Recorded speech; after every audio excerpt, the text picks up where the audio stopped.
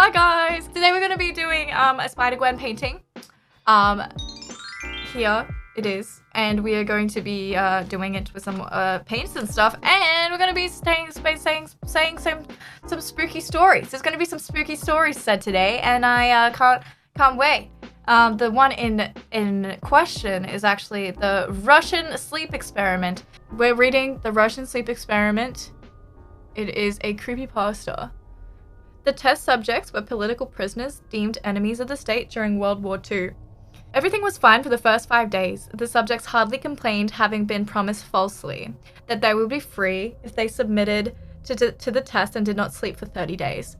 Their conversations and activities were monitored, and it was noted that they continued to talk about increasingly traumatic incidents in their pasts, and the general tone of their conversations took on a darker aspect after the 4-day mark. After 5 days, they started to complain about the circumstances and events that led them to where they were, and started to demonstrate severe paranoia.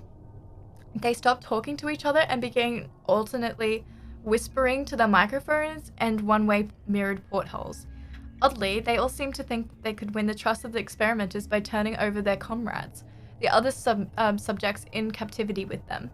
At first, the researchers suspected that this was an effect of the gas itself. After 9 days, the first of them started screaming.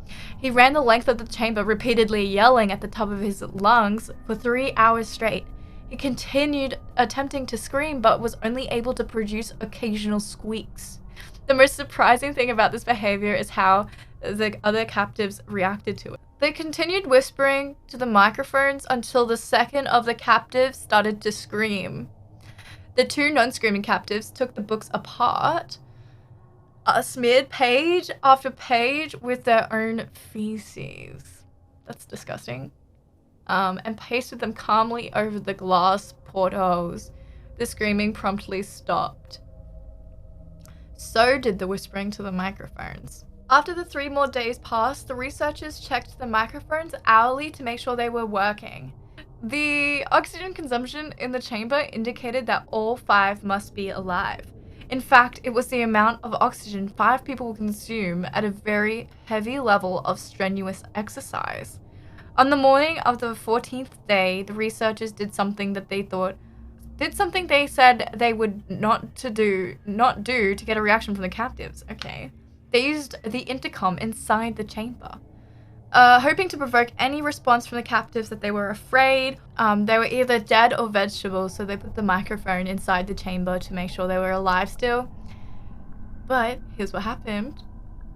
They announced, "We are opening the chamber to test the microphones. Step away from the door and lie flat on the floor or you will be shot.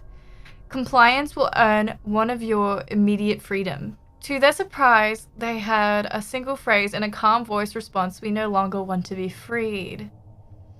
Debate broke out among the researchers and the military forces funding the research. Unable to provoke any more responses using the intercom, it was finally decided to open the chamber at midnight on the 15th day.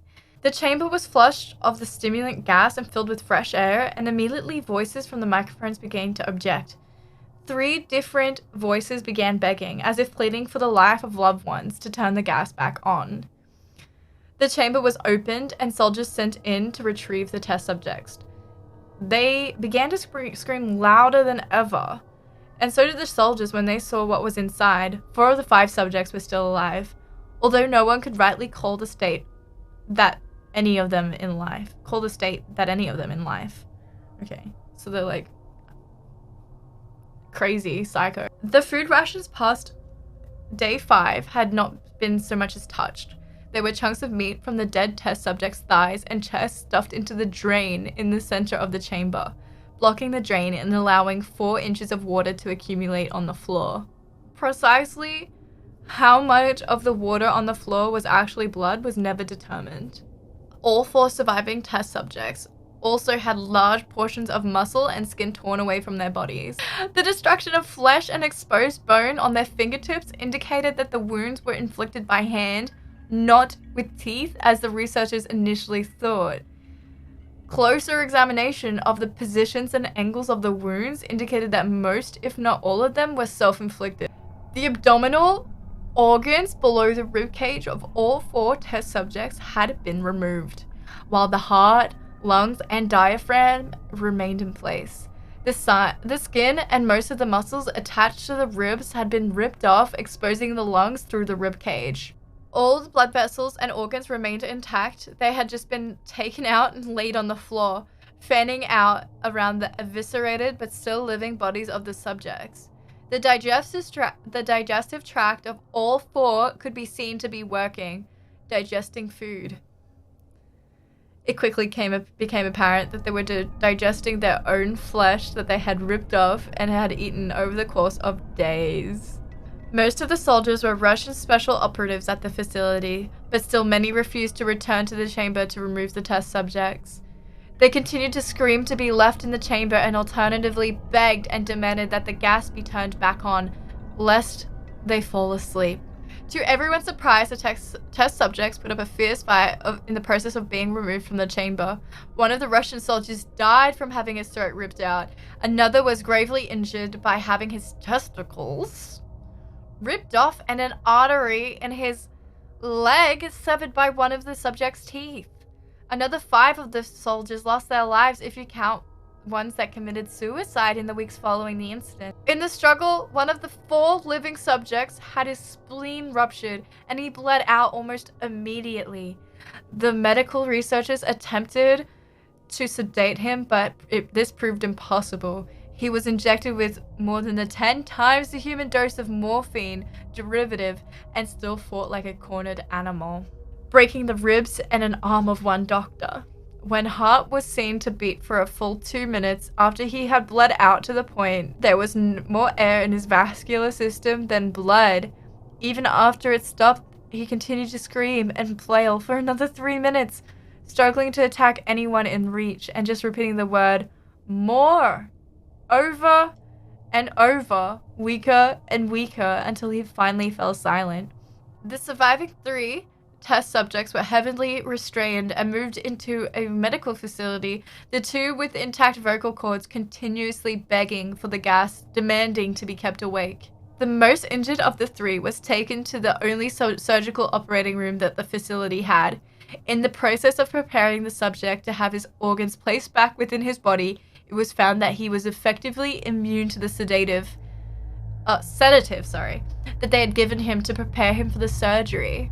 He fought furiously against his restraints when the anesthetic gas was brought to put him out. He managed to tear most of the way out through a 4-inch wide leather strap on one wrist, even though the weight of 200-pound soldier holding that wrist as well. It took only a little more anesthetic than normal to put him under, and the instant his eyelids fluttered and closed, his heart stopped. In the autopsy of the test subject that died on the operating table, it was found that his blood had triple the normal level of oxygen. His muscles that were still attached to his skeleton were badly torn, and he had broken 9 bones in his struggle to not be subdued. Most of them were from the force of his own muscles that had exerted on them. The second survivor had been the first of the group of 5 to start screaming. His vocal cords destroyed, he was unable to beg or object to surgery, and he only reacted by shaking his head violently in disapproval when the anesthetic gas was brought near him. He shook his head yes when someone suggested reluctantly, then try the surgery without anesthetic. When the surgery ended, the subject looked at the surgeon and began to wheeze loudly, attempting to talk while struggling. Assuming this must be something of drastic importance, the surgeon had a pen and a pad fetched so that the patient could write the message. It was simple: keep cutting.